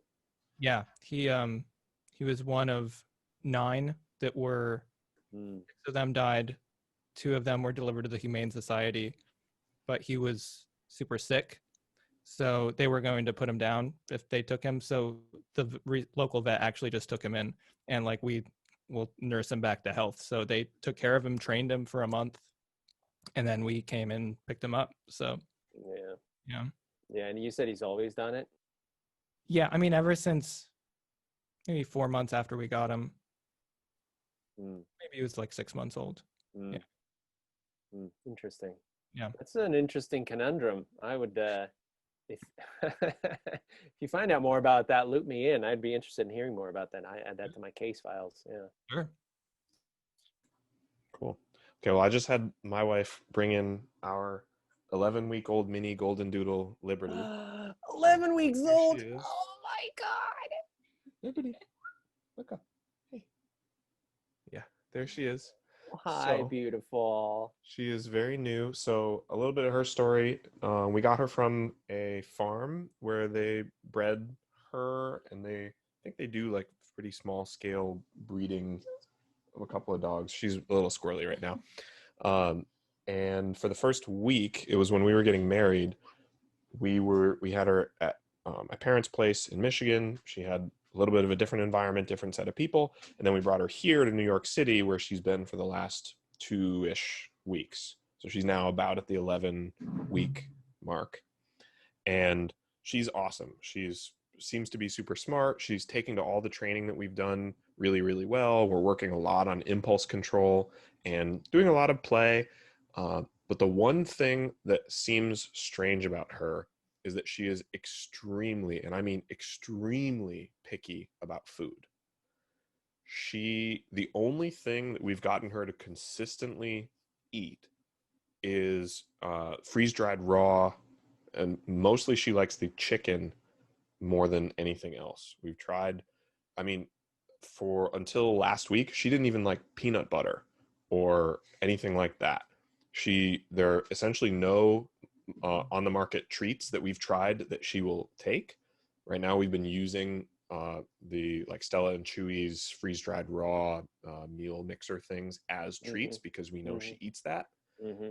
And unless we mix that in with her kibble, she won't eat anything else. So is that normal? Is that something she'll grow out of? Or is that like a behavioral thing we should be paying attention to? Should we be doing something different? Like what's up with that? Yeah, good question. So it is a behavioral thing, definitely. It's not the end of the world, but it's something I just. I mean, I work a lot of my students and clients. We have this similar conversation. So I always lead off by saying, first of all, a strong hunger drive is absolutely normal, right? So take a look at a dog objectively. A dog is an opportunistic scavenger descended from predators, right? So they don't hunt anymore, they're scavengers. As such, though, they're designed for a system of gorging and fasting. And because they're opportunistic, there's a certain component of their brain that says, if an opportunity presents itself, don't waste it, right? So, food doesn't just jump in your mouth. You have to forage and scavenge and find it. And when you find it, you better demolish it because it might be a while before your next one. So we skip ahead a few centuries, and now we have pet dogs, and they're like, nah. It's like, that is not a natural state of being. It's not a personality quirk. It's just like that is contrary to your wiring. Right. So you will move a lot faster in, you know, your training and just in your management in general if you can reawaken that hunger drive and get back to that state where it's a valuable commodity, and she has to go through you to get it. So let me ask you this, Chase. Tell me about your feeding routine. What's that look like? Yeah, so we've essentially been trying to do about 3/4 to 1 full cup a day of kibble, but it ends up being a little squirrely because we've been using these meal mixers, and based on how much we're training or how much we're trying to feed her, it's been a little inconsistent on the amount. Okay. Timing, however, has been very consistent. We feed her 3 times a day. We were doing 4, but we've been shifting to 3. First thing in the morning, sometime around 7 to 7:30. It's usually a little bit after wake up time. In the middle of the day, right around 12:30 to 1. Usually, I mean, the windows in which we feed her are usually about this like half-hour block where it's like, sometime between 12:30 and 1, sometime between 7 and 7:30. Yep. And then we were for a while doing 5:30 and 9:30 in the evening. But we've been trying to squish that into one, more like 8 p.m. So it's 3, it was 4, now it's transitioning into 3 times per day. Got it. And That's good. essentially trying to evenly distribute that, about a cup of kibble across those feeding times. And again, she won't eat it if it's not, covered in the meal mixer stuff. Okay. So I assume you put this in a bowl and then set the bowl down, and then what does she do? Yeah, so usually she's pretty excited about the bowl, and when we put it down, if it's got the meal mixer stuff in it, she'll go to town. If she can, she'll eat around the kibble, but usually it's mixed well enough that she ends up eating the kibble anyway. And usually she leaves just a tiny little bit in the bowl when she's done. I have been asking her to, or I have been essentially reinforcing not barking for the food. When I would get the bowl out and fill it, like she knows what's going on. She's got that. And then when I move over to put the bowl down, if she starts barking, I'll put the bowl back, leave the room for a minute, and then I'll come back and try again. And it's gotten to the point where most of the time she doesn't bark.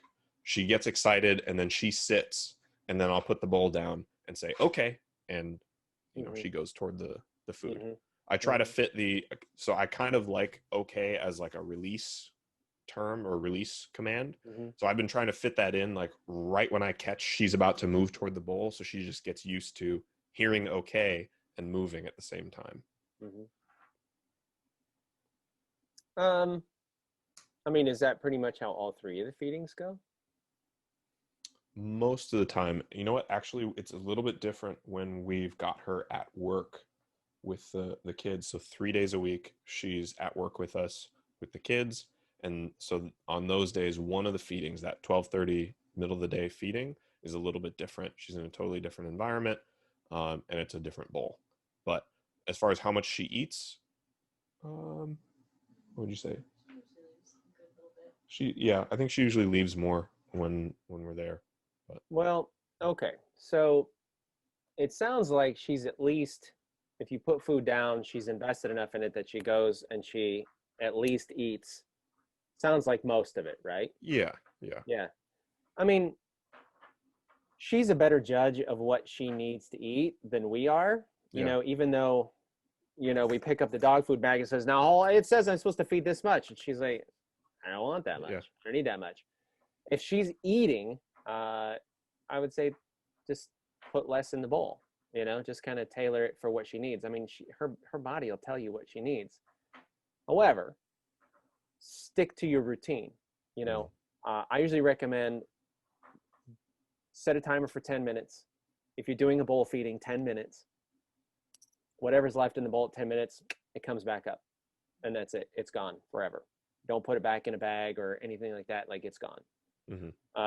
Usually if I get this question, this is a dog that'll just turn their nose up and just walk away from it, you know, or these are dogs that are free fed and stuff like that. You've got a routine, you've got a schedule, which is fantastic. That's great. You're already in the top tier with a good routine. Good to hear. And then I would just say, you know, just be really just consistent about the hours that the cafeteria is open. Just be like, I'm gonna put it down, 10 minutes later, it comes back up. Like, if you got your fill, great. If you didn't, guess you'd be hungry at lunch. And really just stick to the schedule. If she's fairly food motivated in that respect, you know, you can always experiment with some really super easy work to eat projects. You know, maybe instead of a bowl, maybe she, you know, does some forage feeding. You could just scatter it on a mat, or, you know, in a muffin tin, or on a Frisbee upside down, you know, or something like that. So she kind of have to pick around at it. It's a little more interesting. Just depends on what her frustration tolerance is. You know, some dogs are like, if it's not like right there that I can eat it, like, I don't want to do that. And that's something you have to cultivate. But I mean, it sounds like she's eating, you know, at least at each meal. If she leaves a little bit, just pick it up. Okay. I'd say, you know, it's, I don't think it's too critical right now. I just don't like to see a dog that's, you know, if you spend the money on the raw food and you put it down and she's like, nah, I don't want any of that crap. You're kind of like, yeah, like, I'm not going to put up with that. No. You eat what I serve, Peanut. Right. Yeah. I mean, the big thing has just been like, you know, at first we got a couple of different kinds of treats, and we ended up giving them to one of our friends because, I mean, it was like these cool bacon and peanut butter things, and she just totally turned up her nose. Yeah. This, you know, rabbit, that's this other stuff, doesn't matter. Unless it's like this specific stuff, she won't eat it. But when we put that specific stuff down, she will eat it. It seems like she's got a normal appetite when it's the right stuff. Yeah. So, but you wouldn't worry about that otherwise? Not right presently. There's a few other things that you can do though. Like, you know, if you know that you're going to do some training later on, you can withhold some of the breakfast, you know, so it's not like you're starving her. She's just going to get less to eat for breakfast so that she's more invested in the food that she's getting during a training situation, you know.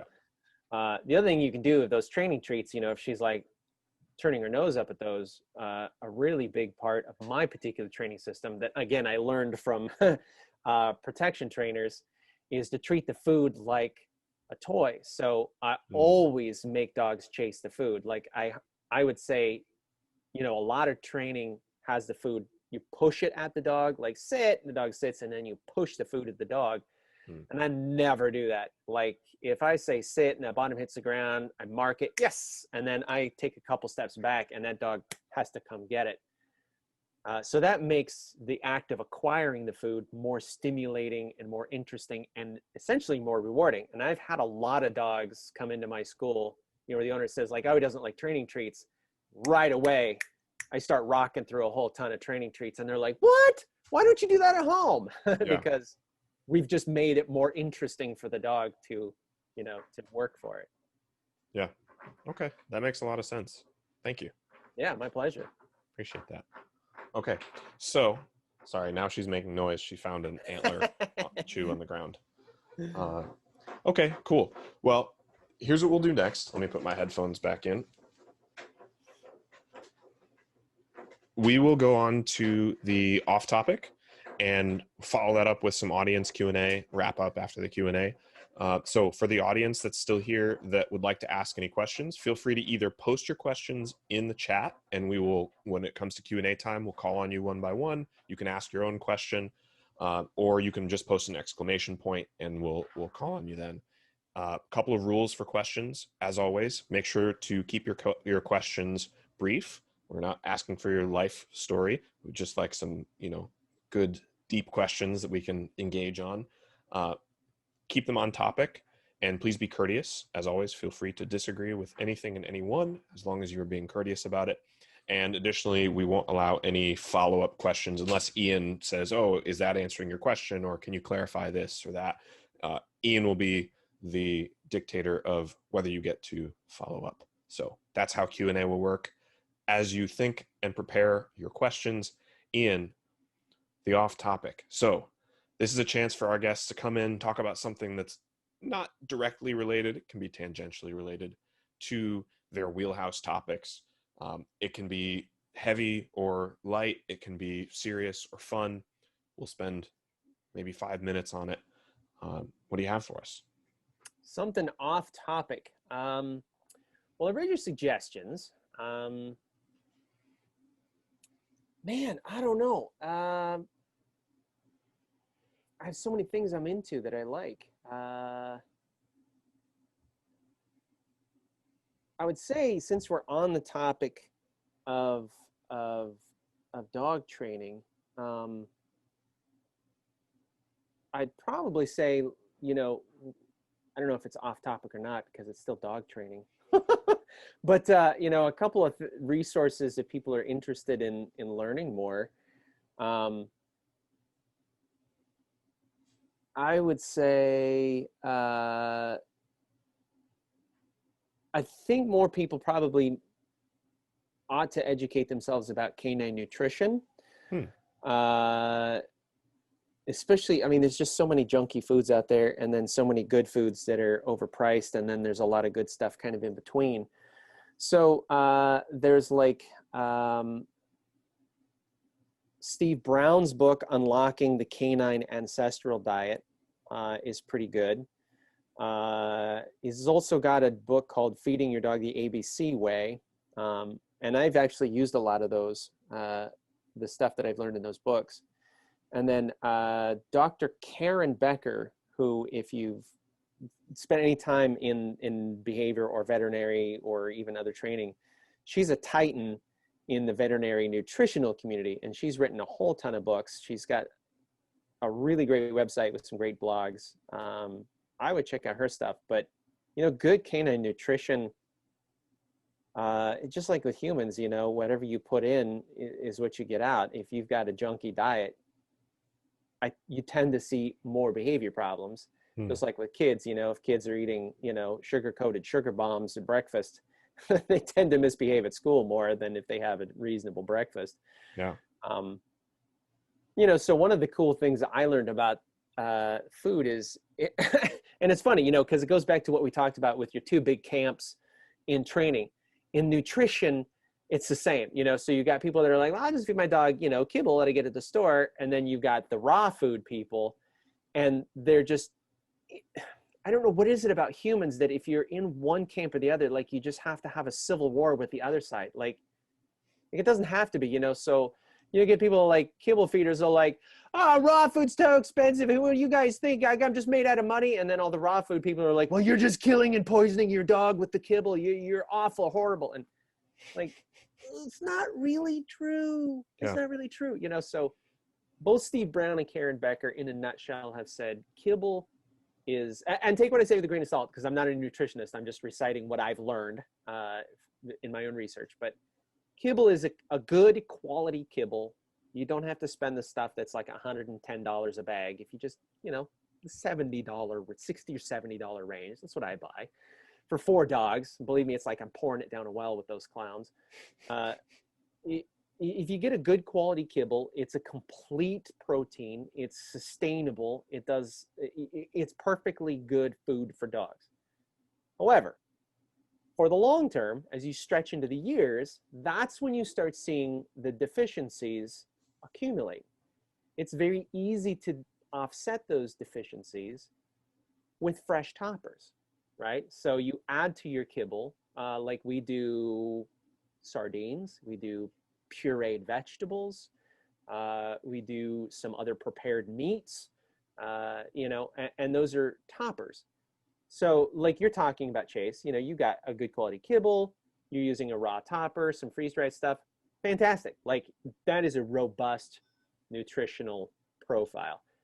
But, you know, for regular dog owners, and again, my thing is always for the regular dog owner who maybe can't afford to go raw because it's kind of spendy. I'm like, listen, get a good quality kibble, get the best that you can reasonably afford. And then, you know, a couple times a week, you know, put a can of sweet potato on it, or blend up some, broccoli and carrots and cauliflower, put that on it. Get a can of sardines and, spend the week forking those into the food. I mean, your dog will think it's phenomenal, and you've made up all the deficiencies that kibble has. So last thing I'm going to say about that before I totally go into a black hole here is one thing that I really learned that I thought was really interesting to me is that vegetables, great for people, great for dogs, a lot of nutritional benefit, especially cruciferous vegetables, like your broccolis and your all those dark green ones like that, and of course carrots and sweet potatoes and pumpkin and squash and things like that. Great for dogs, great for dogs. However, there's an enzyme in your body that's designed specifically to break down and digest vegetables. Humans being omnivores, that enzyme is in our mouth. So right from the minute you eat a vegetable, you are digesting it efficiently. For dogs, that doesn't enter the system until their small intestine. It's already on the way out. And dogs have a very short and fast digestive system. So if you just feed them vegetables, you're getting like 1% of the nutritional value on it. So pre-digest it, blend it up, turn it into a fine paste, put it on their food. You've stupendously increased the surface area of that vegetable. By the time it goes through their body, like they're extracting way more nutritional value out of it. And that was a big takeaway for me, because I used to toss my dogs carrots and peas and stuff. I'm like, look what a good dog owner I am. I feed my dogs vegetables. And then I'm like, they're just pooping it out, So now I try to do better now that I know better. Yeah. I got super into my dog nutrition for a while, because I used to do, I still do, but like count my own calories and add up all my micronutrients and macronutrients. So I was looking into that for my dog too, and trying to figure out what are the differences between humans, like what kind of ratios of all these things should they have. So I would make this big pot of food that I would mix in with his kibble, like a ground beef, a sweet potato, or some pumpkin with some veggies. And yeah, it made, so Teddy has some of those eating issues too. He's super picky. And I just make a pot of that every week and just put a little bit of it in with his kibble, and he loves it. And that basically fixed all our eating problems. Yeah. Yeah. And then you've and you've created a superfood too, that's awesome. Yeah, that's great. Good stuff. And it's super easy, just like a pot. Just throw everything in it. He's not picky. So. Yeah, right. Yeah. It's just, he's like, this is awesome. This is great. Okay. I think you can handle it. Can I push you on a specific off topic, because that was somewhat on topic? Yeah. Yeah. That was great, but hit me. on the music front, I mean, I keep looking at the guitars behind you. Yeah. Let's talk about music for a second. Yeah. What kind of music do you still play music? Yeah. What kind of music do you play? Like, what do you enjoy when you let's say you just pull a guitar down, plug it in or not, if it's acoustic, and you're just like ready to play something? What kind of music do you typically go for? I would say my go-tos are like hard rock and heavy metal. That's probably 60%. And then another 40% is, like kind of, 80s dark ambient kind of stuff, Cocteau Twins, kind of stuff, really kind of jangly, and Smiths and, stuff like that. But I'd say my biggest wheelhouse is probably hard rock and heavy metal. That's what I do the most. Yeah. Me too. I figured with the Ibanez back there. Yeah. Well, I've got 6. I actually have 9. My favorite 6 are on here, and 3 of that are the 6 or 7-string guitars. So Nice. Yeah, I got my 6 over there and 7 over there. nice. And I'm from New York too. We got, a lot in common here. Yeah, man. Yeah. I've got a crappy acoustic, crappy electric, and actually kind of a nice-ish bass, I think, that I got for free. But I'm not a huge guitar person. I'm more drums and computer music stuff. Yeah. So, I love that stuff too. I really love. I have a big soft spot for techno and dubstep. But yeah, guitar work. Yeah, that's my thing. Now, Yeah. interesting to say that. because off camera over here is um, my 7-string bass. Over here I have a Conklin Groove Tools over here. So like when we did our first CD, we'll mention how long ago that was, but I mean, I played all the stringed instruments. You know, I did all the guitars, bass, and even some of the keyboards and stuff. And of course now I have, off and on, a really, really great bass player that plays bass way better than I could, plays that 7-string, and I'm just like, I wish I could play that 7-string that well. But so I know you had asked about a funny story. So can I tell you a funny story about that 7-string bass? Yeah. Okay, so Conklin's kind of, you know, their Conklin multi-string basses are, I mean, they're kind of, I wouldn't say legendary, but they're really popular with bass players. You know, you get like Victor Wooten and, you know, some of these other guys that are big bass players, and they're like, oh yeah, Conklin, I got the 5 and the 6, the 7, the 8, and the 9-string basses, and it just gets bananas, right? And they're expensive, especially I bought that back in like 1995.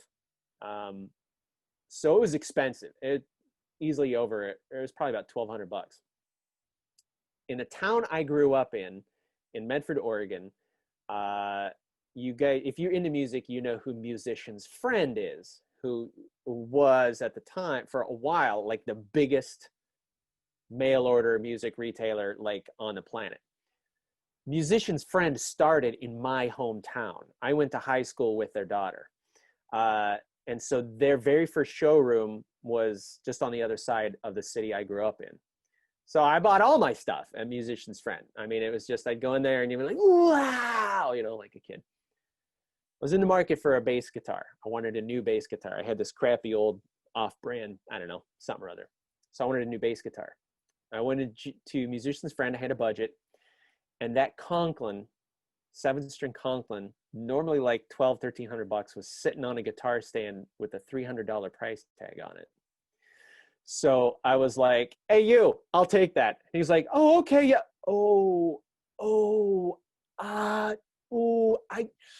I feel this is, I don't think we can sell it. That price is, and so, you know, normally I'm an easygoing, nice guy. And I just went, I'm not proud of this. I went full Karen on that guy. I mean, full Karen, before Karen was even a phrase. Like, I mean, just making a scene. Oh, I talked to your manager. No, this is the price. You got to sell it for this. And they're like, they looked at my account and were like, you bought a lot of stuff. Oh my God. Okay. All right. So I handed the guy like $350 cash and I walked out with the 7-string Conklin. Oh boy. Yeah, that's terrible. I'm not proud of myself, but I still have that bad boy sitting there. Nice. That's an awesome story. It's terrible. Terrible. Okay. Well, on that note, I think we should definitely move into some Q&A here. So, Yeah. ask the audience to go ahead and give us some questions from, let's see, let me find. There are a couple of people who ask questions during the conversation, and I want to make sure that they get a chance to ask those as well. So, Dave, Tacoma, you are up if you wanted to ask either your question from earlier or you've got first place for a question now. I think you took care of my question, Chase. Thanks very much. Absolutely. All right. Next up is, I'm also making sure these people are still here. Okay, Robert M.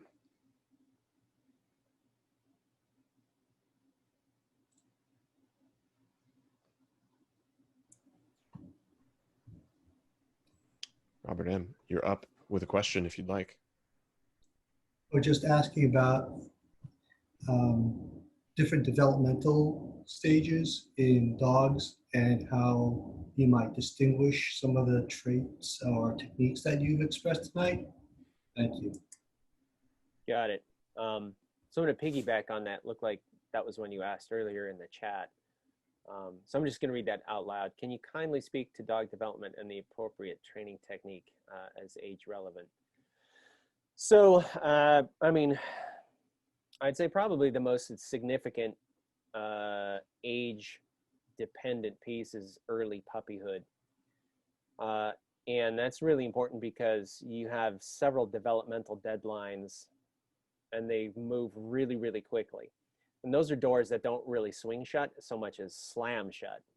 So for example, your proximal age for really productive socialization, by 16 weeks, you're already past the main space where that's effective. I mean, you can still do some reasonable socialization past that point, but you've already missed, it'll just never be what it could have been.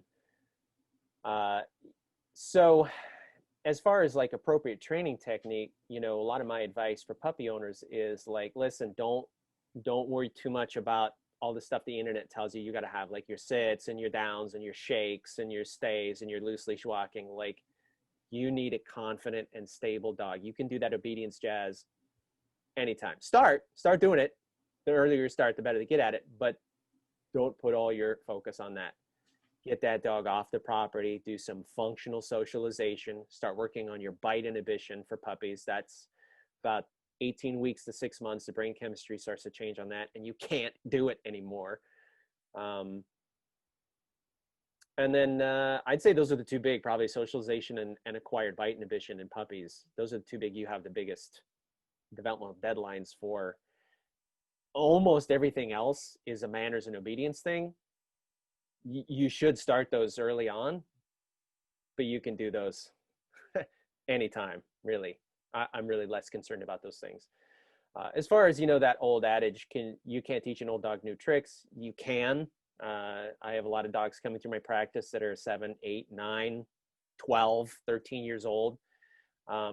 It's harder for them. It takes longer for them to acquire. They'll never be as good at it as they probably could have been if they were a puppy. But, you absolutely can, and you should. If you have an old dog and you want to address some of those things, you absolutely can. The training just moves a little slower. So I hope that answered your question. I hope that I addressed that. Awesome. Thank you. And thanks, Robert. Next up Thank you. is Joe. Hey guys, thanks again for this evening. Thanks for attending, Ian and Chase and Alex as always. It's a great job.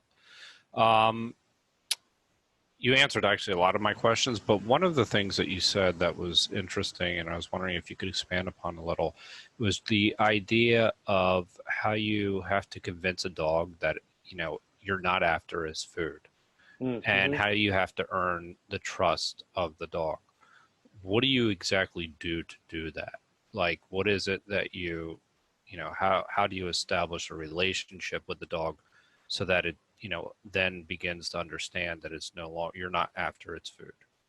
Yeah, that's a great question. And it's a sticky process, but essentially the end goal is to teach a dog that, remember, so like I said, dominance is about the distribution of resources. If a dog feels like that a resource is scarce, they'll start to become tense about it. And then if they don't have good coping skills, then they may develop dominance aggression, which is a dysfunctional coping mechanism. So one of the things that we do with that, like for food example, food is one resource with a dog. Sometimes it's toys, sometimes it's sleeping places. There's a bevy of other things that they can become intense about. But part of it is to convince them that it's an abundant resource. Like, it's not something they have to be intense about. Like, so think of like, let's go back in the time machine 20,000 years ago. If you found a rabbit and that was your sustenance for the next 3 to 4 days, you have to protect it because it's also the sustenance for everybody else around you, possibly. And so then it becomes a matter of survival. So being intense about resources isn't a bad thing. You don't have a bad dog that's weird about resources. It's a natural, it's one of the things that's kept them alive long enough for us to domesticate them, for crying out loud. They have to learn to exist in a human home. They're not in the woods anymore. They're not roaming the trash piles of ancient Rome. They're in a human home. And so now we go, hey, listen, nobody's trying to take your toy. Nobody's trying to take your food. It's okay. Just because we came close to it doesn't mean you have to protect it. Now, how do we do that? We do that by changing their emotional response to our proximity. And so there's things that you can do to change what their expectation is of your proximity. So here's an example. Dog has a food bowl. I walk close to it. The dog gets real low. He stiffens up and he growls, right? I'm like, oh, okay. Well, you're weird about me being close to your bowl while you're eating it. I need to change your expectation of what it means for me to be close to your bowl. So some things I might do is I might only give the dog half of his dinner. He puts it down. I walk close to the bowl and I just toss some food into it. And he's like, I did not expect that. I did not expect that, right? And I just do that every night. I walk by the bowl, even if he growls, even he kind of hunkers down and he growls, I just toss food in the bowl. Another example, another variation of that is sometimes if you have a dog that's really weird about a bowl, I'll set the bowl on the counter. We'll go through the whole rigmarole of fixing it up and getting ready. Be like, you ready for dinner? You ready for dinner? You're like, yeah, I'm real hungry. Let's go. And then I set down an empty bowl. And they kind of look at it and they're like, well, what the heck, man? And I go, oh, did you want some? Oh, okay, I'll take care of that. So I grab a handful of food. I walk up to the bowl and I drop a handful of food in it. And then they eat that. And then I take another handful and I drop it in there. And so the whole expectation of what it means for me to be close to their bowl starts to shift. They're like, well, this actually isn't so bad if you come close. You know, like you're actually coming close. You give me things. You don't take things away. So that's just an example of how we can start to shift, you know, their outlook on what that context means and start making a more positive emotional response. You know, I don't have to do that forever, because once they kind of like, oh, well, I don't really care if you're close. I'm like, well, great. Well, here, you can have all your dinner now and I'll just go about my business. Similar kinds of protocols for food and similar kinds of protocols for sleeping places and things like that. You know, you want to be supportive. You don't want to reprimand the dog because, like I said, it's not an inherently bad behavior. It just doesn't work for us in a household. So, you know, I'm not going to treat you like a criminal. You're not a bad dog for doing it. You don't have to do that. Like, I don't want your stupid toy. You know, I'm not going to take it from you. It's okay. You know, it's yours. Just don't be weird if I'm come close. Awesome. I hope that answered your question. It did. Thank you. Yeah, my pleasure, Joe. My pleasure. Thanks, Joe. All right. Last but not least, looks like Julian. All right. Thanks for the interview. A lot of great information. My question is, my girlfriend's really interested in psychology and wants to get into dog training. So I want to know if you have any advice as to, you know, for getting into this field. Yeah, that's really cool. Great question, Julian.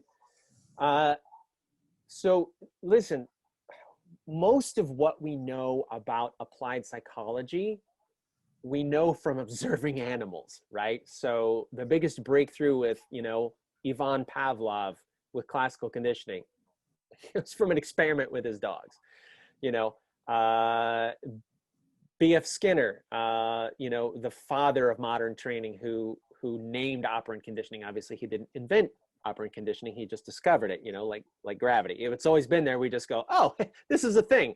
We should learn about this. All of his work with operant conditioning is centered around animals, you know. So applied psychology is applied psychology. You know, if you're working with humans, obviously there's some human specific things you got to do. But if you're interested, or your girlfriend is interested in learning about the psychology that goes deep into dog training, I mean, even just a basic psychology textbook will give you a lot of really solid foundation on that stuff. The more that you understand about operant conditioning and classical conditioning and applied behavior, you know, that whole antecedent behavior consequence loop, and how functional behavior manifests in an environment around signals, you know, that kind of stuff is applicable to almost any organism with a nervous system, for crying out loud. So you can't go wrong with just some of that stuff. If she wants to learn about that, I would recommend a book It's expensive, but you can find it used on Amazon. It's called hold on, let me say, I got it right here. There we go. Learning and Behavior by Paul Chance. Paul Chance is a world-class behaviorist. But this book is humongous. Anything by Paul Chance, actually, if she wants to get into it, it's going to be spendy, and it's going to be dense. You know, I mean, this is like a college textbook, but holy smokes! I mean, you could just even, you know, blind flip to a page with your highlighter and get a lot of good stuff out of it. So, yeah, any of that kind of stuff to get into it is a great start. And the more you understand about it, the more specific dog training protocols make sense to you. And you're like, oh, okay, I see how that works. I see why we're doing that. And I think that's important. Not to get off on a tangent, but I think that a lot of new dog trainers and a lot of dog trainers that kind of just do it as a hobby, you know, maybe like a side hustle, like they really just learn dog training as a series of recipes. You know, they're like, well, if we want to teach a dog to walk, we do 1, 2, 3, 4. If we teach a dog to sit, we do 1, 2, 3, 4. You know, and that's just like a mechanic following a manual and doesn't really understand how the pieces fit together or why we do it that way. And so I think if she wants to kind of dive into some of that matrix code, as it were, and kind of tease some of that out and learn how to read it, she'll be 10 times the dog trainer, you know. Then she'll be like, oh, okay, that's why what I was doing wasn't working. And that's why this system works better than this system. So important. Yeah, good stuff. Good stuff. I hope that was helpful. Awesome. Thank you, Julian. And thanks again. Ian, this has been amazing. You've been very generous with your time. This was an awesome conversation. If people are interested in following up with you, seeing more of your work, I know we mentioned the YouTube channel. Could you just list all the places people can find you and, you know, either see what you're doing or get in touch? Yeah, absolutely. So most everything I do is under my business name, Simpawtico. So we have our YouTube channel, which is fairly active. We have our Facebook page. We have over 10,000 followers, and I do a Facebook Live every Friday at noon Eastern, where, you know, I do some training talk, we do some live Q&A, and we're really building a pretty cool community there. I'm on Instagram, I'm on Twitter. We have several Pinterest boards that we add to all the time. And then, you know, if you just pop by my website, it's simpawtico-training.com. I have a pretty robust learning hub there where we have, you know, our videos, a bunch of blog articles that I've written, and I try to keep a good resource hub of, you know, like training glossary, free PDFs for a lot of problems. You know, there's a lot of people that are like, hey, I need help with this, but, you know, you're booked out for the next 3 months. I'm like, hey, I got a PDF for it on my website. Help yourself. Take everything you want. It's yours. It's free. So lots of places where you can connect with us and steal whatever you want. I'm really all about giving away as much free as I can, and then that leaves us to dive into the really interesting stuff when we talk. Excellent. Awesome. Well, like I said, this has been amazing. I will include all the links to those things in the various show notes and descriptions across all of our platforms. Any closing thoughts? Closing thoughts. Parting words. Parting words. Hey, listen, everybody out there listening who's working with their pet dog, you know, most things that aren't that big of a deal. You're going to screw up. I've screwed up. All of my colleagues have screwed up before. You know, as long as I'll tell you what, one of my favorite life coaches, believe it or not, was a yoga teacher that was really big in the 90s named Brian Kest. And I don't do a whole lot of yoga, but when I do his stuff. And he said a lot during his classes that I was just like, what? That's like an awesome life gem. And one of the things that he said in his class was, you know, he's talking about like, if you're breathing, you're doing it right. If you're feeling something, you're doing it right. If you're accumulating heat, you're doing it right. And then he goes, if you are doing the best you can, you are doing this class perfectly. And I'm like, oh my God. I've stolen so many Brian Kess lines that I use in my own classes live because it's good stuff. And so if you're a dog owner and you get online and you read all the different training stuff and you're just like, I'm overwhelmed. I'm going to screw this dog up. I don't know what I'm doing. This is so scary.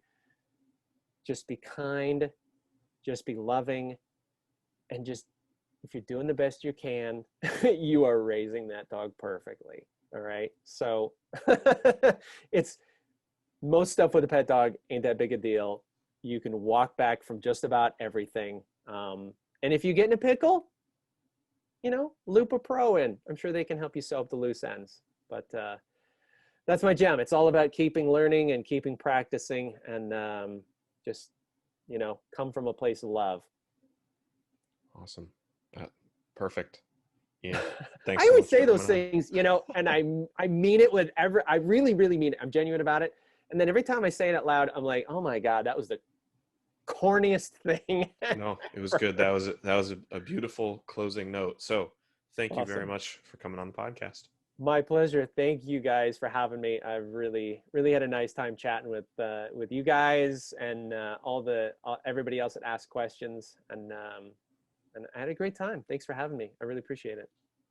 Yeah, thanks for coming in.